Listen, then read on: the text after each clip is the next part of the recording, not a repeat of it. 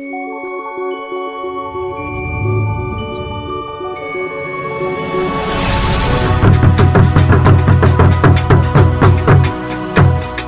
think I was with you all in January, and we had a good session there. But good afternoon. Good afternoon indeed, ladies and gentlemen of the press and fellow citizens. Thank you for availing yourselves this afternoon to this important intervention press conference from here. I'm here today to announce to you measures to address the economic difficulties we are facing due mainly to recent global and domestic events. These difficulties have manifested in rising fuel prices, rising inflation and cost of living, exchange rate depreciation, rising interest rates, and revenue mobilization challenges.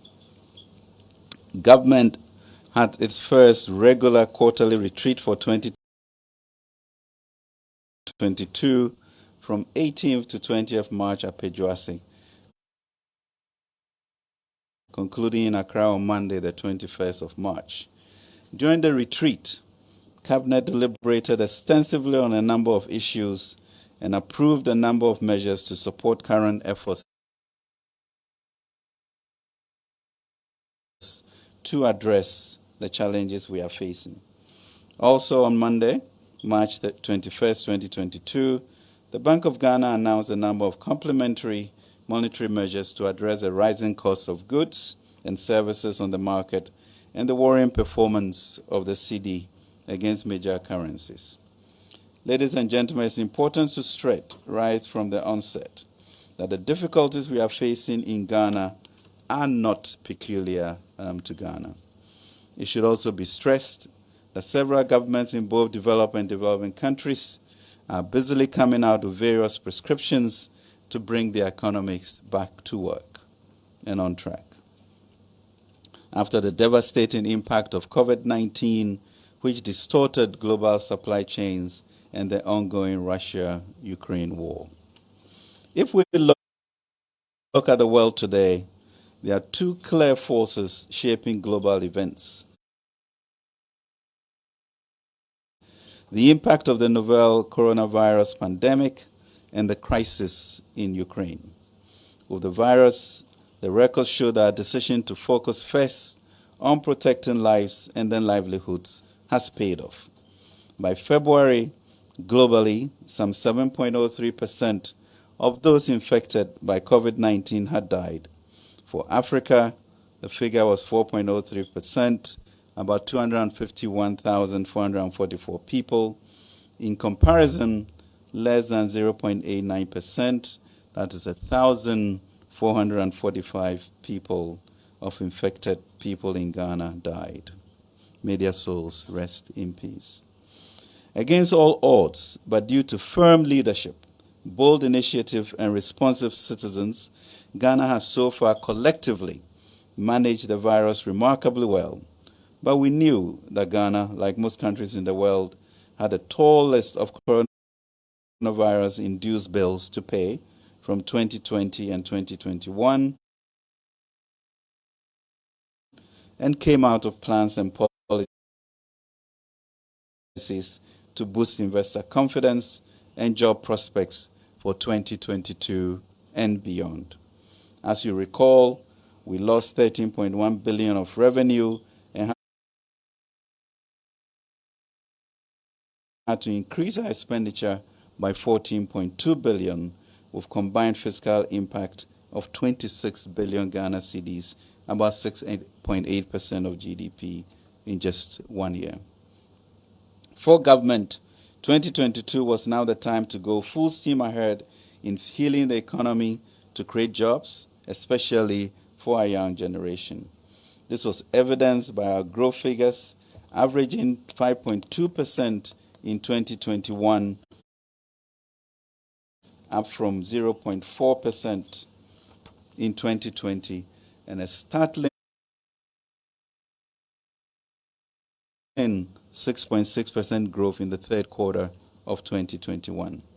We outline our comprehensive recovery program, the 100 billion CD Ghana Cares Obatampa program, to focus on the real sector to do just that.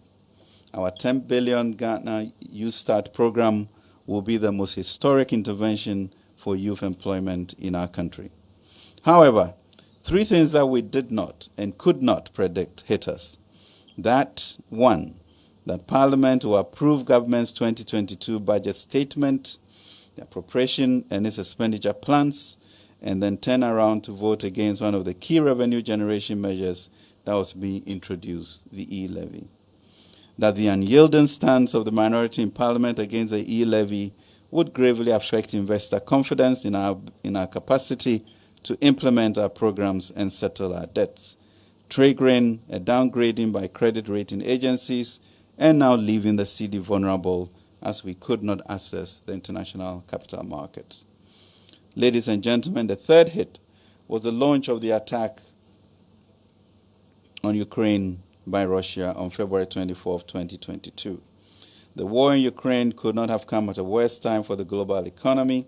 Already, global efforts towards economic recovery from the devastation wreaked by the coronavirus pandemic were being disturbed by supply chain disruptions, surging inflation, and uncertainties in the financial markets with anticipated hikes in interest rates.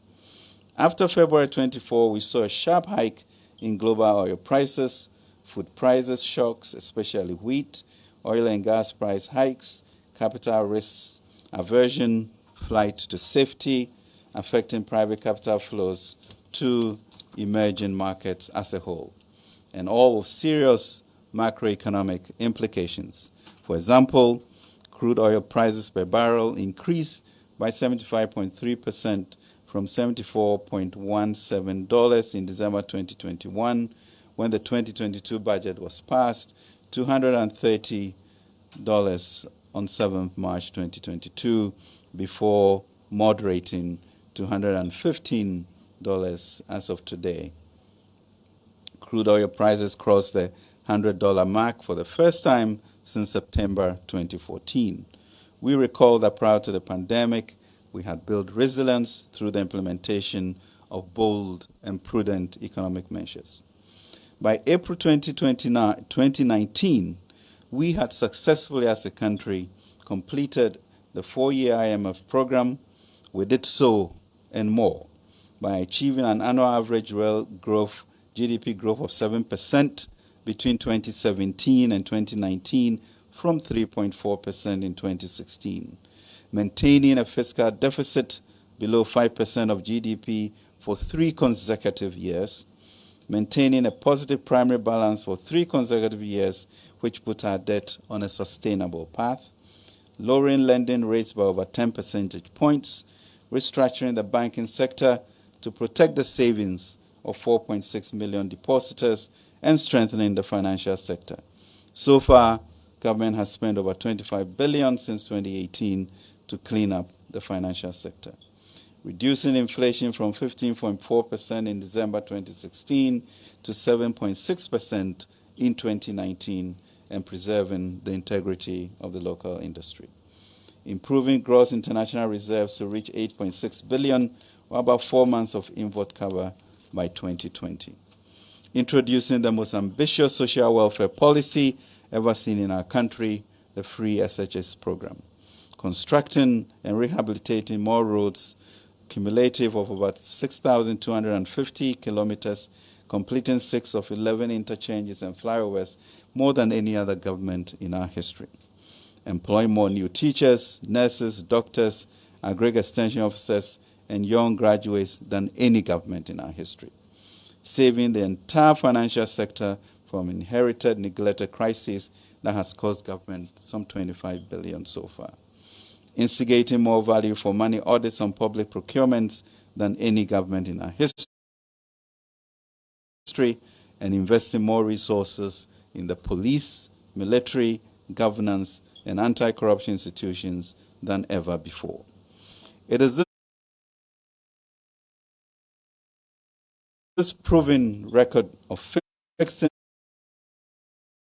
what is broken that gave the MPP government the confidence to tackle head-on the devastation unleashed by COVID-19. And it is the same can-do and will-do attitude that gives us hope that we will overcome the current crisis. We are not a people to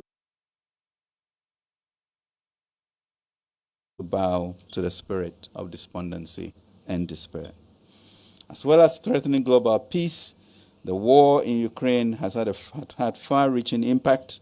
We do not know how long the conflict will last, but it is clear that it has already forced many countries in Europe and beyond to adjust their economic plans for 2022, and Africa is likely to be amongst the worst hit outside of Ukraine. UNTAC's rapid assessment of the war's impact on trade and development shows a rapidly worsening outlook for the world economy, with the situation especially alarming for African countries. The Russia-Ukraine war has also compounded the global supply chain and trade disruptions brought about by COVID-19 pandemic, as well as adversely impacted the dreaded 3 Fs: food security, fuel price escalation, and financing conditions.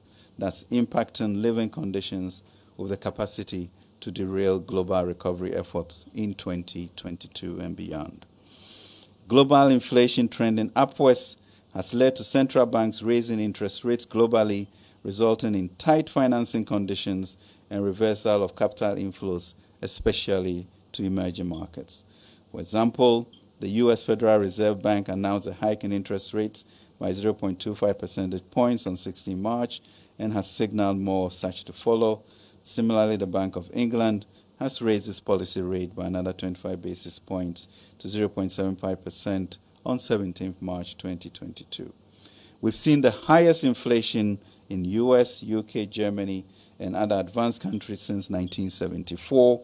The US's inflation increased by 6.5 percentage points from 1.4% in January 2022 to 7.9% in February 2022.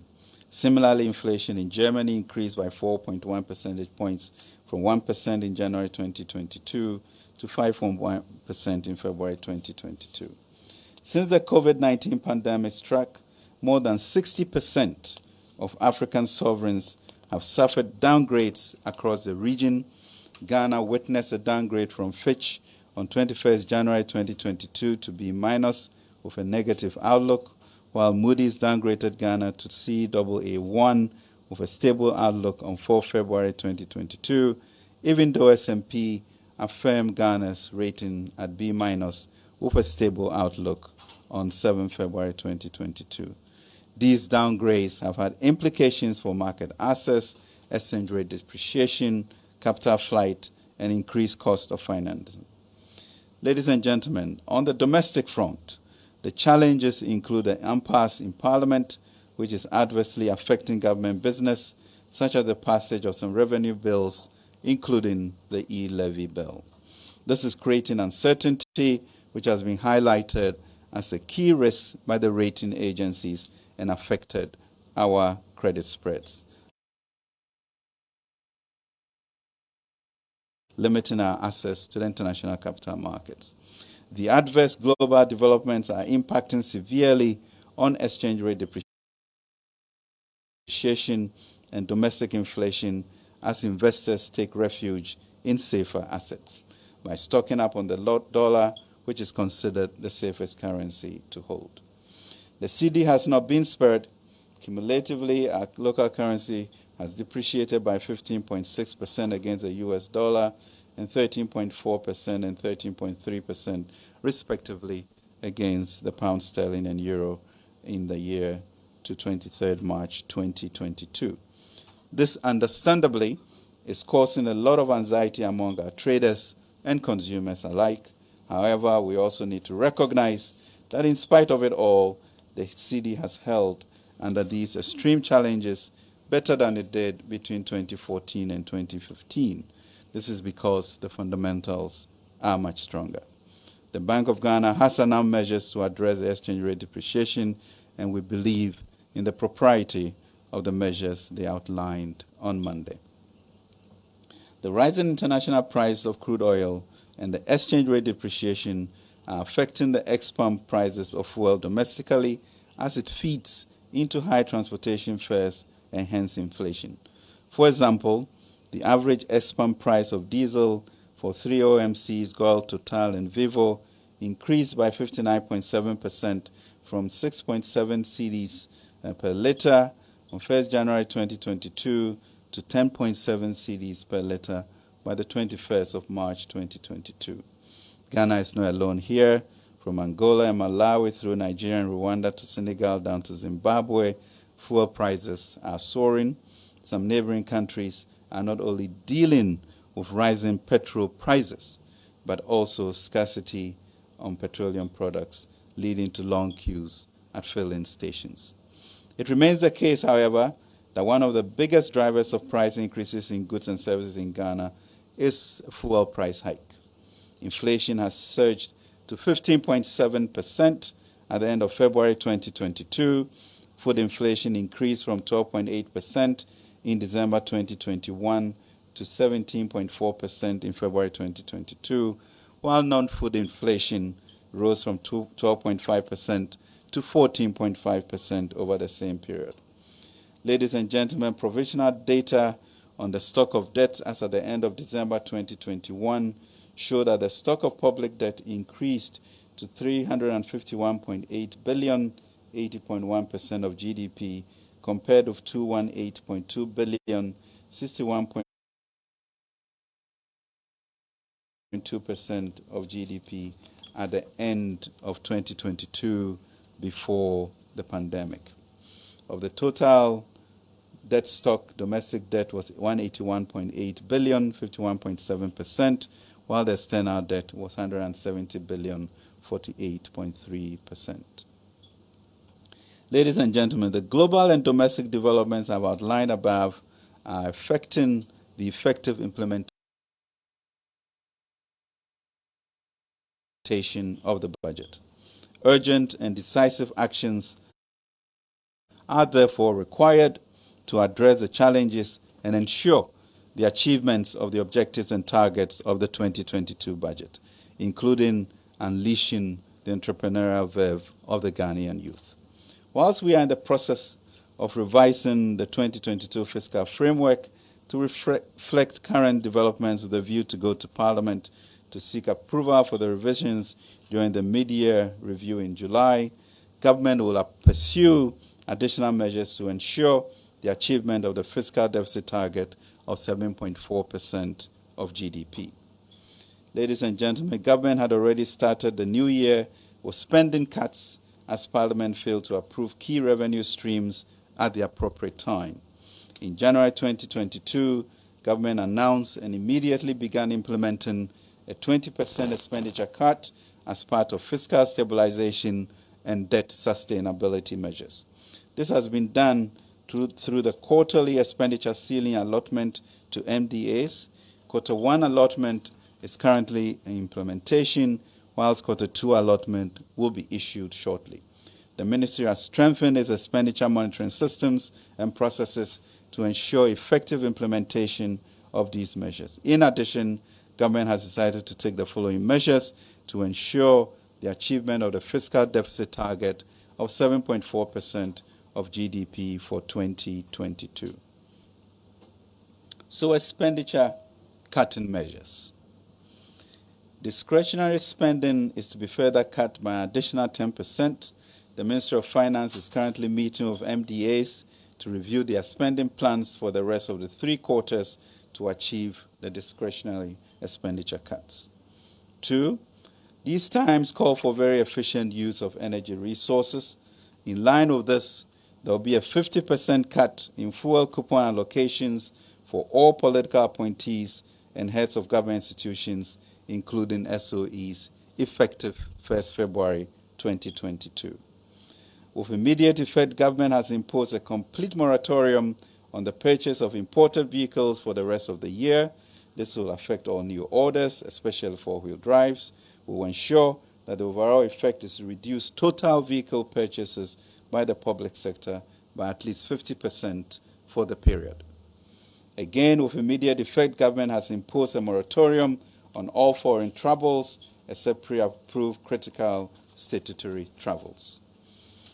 5, government will conclude on ongoing measures to eliminate ghost workers from the government payroll by end December 2022. Government will conclude the renegotiations of the energy sector IPP's capacity charges by end of quarter 3 2022 to further reduce excess capacity payments by 20% to generate a total savings of 1.5 billion Ghana cedis. We will impose a moratorium on establishment of new public sector institutions by end of April 2022. Prioritize ongoing public projects over new projects. This is to enhance the efficient use of limited public funds over the period by finishing ongoing or stalled but approved projects. Reduce expenditure on all meetings and conferences by 50% effective immediately. Pursue a comprehensive reprofiling strategies to reduce the interest expense burden on the fiscal, and liaise with organized labor and employers association to implement with immediate effect the measures captured in the Kwao Declaration of the 2022 National Labour Conference, including reforms towards addressing salary inequities, inequalities, example Article 71, office holders. The weak link between pay to productivity and sustainability of the payroll. Let me say this. President Akufo-Addo has absolutely no intention to roll back on any major policy like the free SHS. We see education as the best enabler for sustainable economic growth and transformation and social mobility, and will do more to improve on it for it to serve more and better our children. Ladies and gentlemen, in addition, and finally, government approved the ministers and the heads of SOEs to contribute to cut 30% of their salaries from April to December 2022 to the Consolidated Fund. We would like to thank the Council of State in their leadership in complementing the government policy on this. All of these measures, ladies and gentlemen, are aimed at ensuring that we achieve the 7.4 deficit target set in the 2022 budget. Fuel price mitigation measures. Ladies and gentlemen, the rising prices of fuel at the pumps is influenced largely by the rising crude oil price on the international market and the exchange rate depreciation. Though the rise in crude oil prices should have been to our benefit on net basis, Ghana's import of petroleum products amounts to 5.2 times the value of proceeds from its crude oil exports. In 2021, for example, we exported $3.947 billion of crude, of which Ghana's portion was $513 million. However, we imported $2,719 of crude and finished products. So the purported windfall gain in foreign exchange is quite a mirage. From January to date, the average export price of diesel and petrol have increased by 57% and 45% respectively. Unlike in other countries where the hike in crude oil prices and exchange rate volatility are leading to shortages in supply of petroleum products, government is implementing measures to guarantee constant supply of petroleum products. To mitigate the impact of the rising price of petroleum products at the pump, for the next 3 months, government has decided to reduce margins in petroleum price build-up by a total of 15 pesos per litre with effect from 1st April. The details are as follows. Boss margin reduced by 2 pesos per litre. Unified Petroleum Pricing Fund margin reduced by 9 pesos per litre, fuel margin reduced by 1 peso per litre, primary distribution margin reduced by 3 pesos per litre. Ladies and gentlemen, these reductions in margins are expected to reduce prices of petrol by 1.6% and diesel by 1.4%. We anticipate that the measures taken to strengthen the currency will help further stabilize the prices at the pump. Ladies and gentlemen, in addition, the NPA and the Ministry of Energy are in discussions with the OMCs to reduce their margins within the spirit of burden sharing. The government will do all it can to ensure consistent supply of fuel and manage the rate of ex-pump price increase by ensuring that the Bank of Ghana has access to adequate foreign exchange to support this. Revenue measures. Ladies and gentlemen, cutting down on expenditures alone will not be enough. Our focus is therefore twofold: to control expenditure and to raise more revenue domestically. As such, we will therefore begin the implementation and collection of the revised property rate by end of April 2022. We will implement the e-VAT, e-commerce, and e-gaming initiatives by end of April 2022. We will roll out a simplified tax filing mobile application for all eligible taxpayers by July 2022.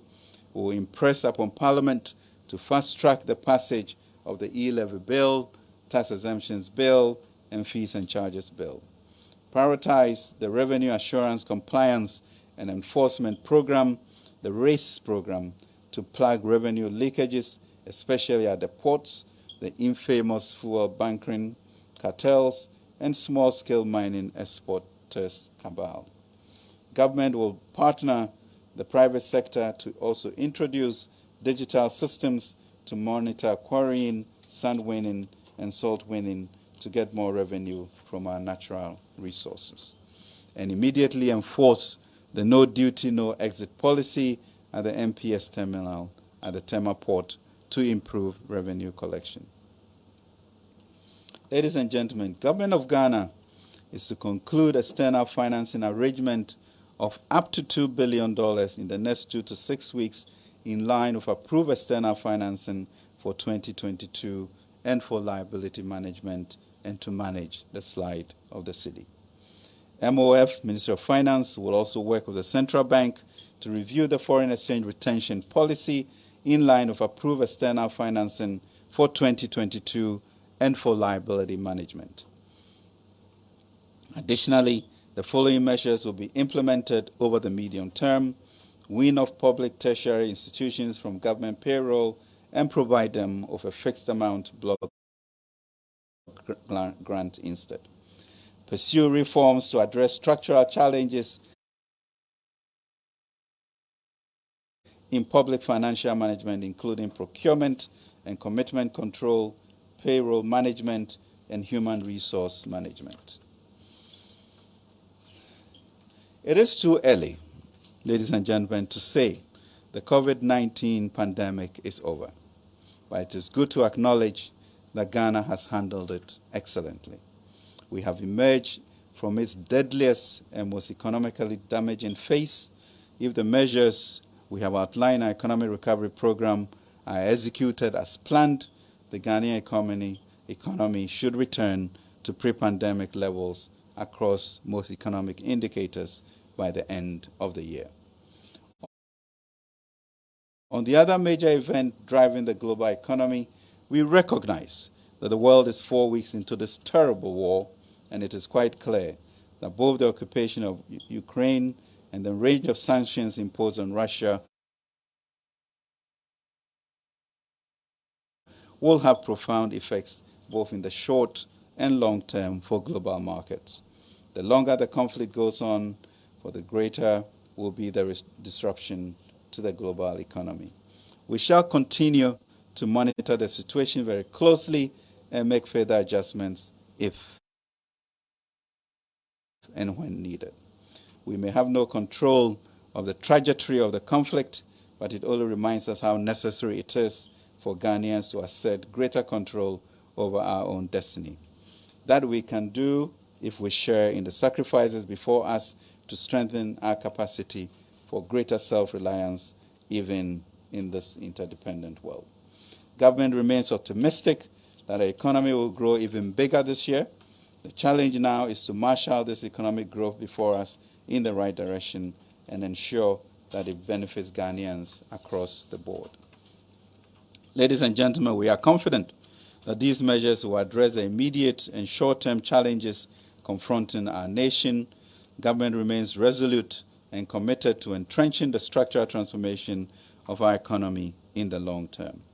To this end, we are aggressively pursuing key interventions such as 1D, 1F, Ghana Cares, and the U-Start programs to improve our ability to locally produce more goods and optimize the opportunities AFCFTA offers us. It is important that as a country, we reduce our dependence on imports and increase local production. Public institutions are reminded of government's policy to buy locally produced goods. It is critical that Ghanaians reconsider their preference and consume more locally produced goods to support the economy and guarantee decent jobs for our people. Ladies and gentlemen, your government, the Akufo-Addo administration, is determined to turn things around and has the skills, discipline, and compassion to do so. But to do so, we must not allow our fortunes to be misdirected by speculators and naysayers, those who only thrive when we allow avoidable uncertainties to hold sway in the affairs of the nation. I pray that peace be within the walls of Parliament and sobriety within its towers as we go back to Parliament to introduce our revenue bills. Ladies and gentlemen, these measures outlined today will significantly improve the macro-fiscal situation towards a restoration of confidence and safeguard the achievement of the 2022 budget deficit target of 7.4% of the GDP. These measures have been carefully designed to ensure that growth and spending on social protection are, however, not compromised. Ladies and gentlemen, these are truly challenging times globally. No country has been spared. Government therefore calls on all Ghanaians to stand together. Together, we shall surely overcome. Ladies and gentlemen, the people of Ghana, we can do it together. This is not the first time an MPP government working together with the people of Ghana has succeeded in overcoming an economic challenge of this nature. We have demonstrated time and time again our ability to overcome with you. First, in 2001, the MPP government, led by former President Kufuor, together with the people of Ghana, brought the country out of severe. Second, in 2017, the MPP government, led by President Nana Dankwa Akufo-Addo, together with the people of Ghana, brought the country out of the economic doldrums in which we were at the end of 2016. This third time still, under President Akufo-Addo, working together with the people of Ghana will not be an exception. Ladies and gentlemen, I've had the privilege of engaging in a number of town hall meetings from Ofori-Atta to Takoradi, to Tamale, to Wa and Ho, and the resolve of our people to burden share for a better life for all of us is palpable. In particular, they want everyone to pay taxes. They want government to be accessible. They want Parliament to get on with its work. They want employment for our youth. They want agriculture and industry to thrive. They want government to cut its coat. They want us to tackle our debt problem and raise more revenue and to prosecute offenders. Ladies and gentlemen, our media review will reveal the successes of what we have done. This would ensure that the structural reforms are crystallized, reduce fiscal dominance during this period, and ensure fiscal and monetary policy coherence. Let me end by a quotation from Jeremiah. Let us seek, all of us, the peace and prosperity of our nation. Let's pray to the Lord for it, because if it prospers, you too will prosper. Together, we'll confront the macroeconomic challenges head on, stabilize the economy, and set it on the path of economic transformation for all. So yes, we'll bring in additional $1 to $2 billion to stabilize the slide of the currency. We have enumerated a number of issues to ensure expenditure cuts, and we have put in place strategies to ensure that we have the supply of fuel that is required and maintained and stabilize the increases. But let us also remember that this is a global phenomenon in which we are part of.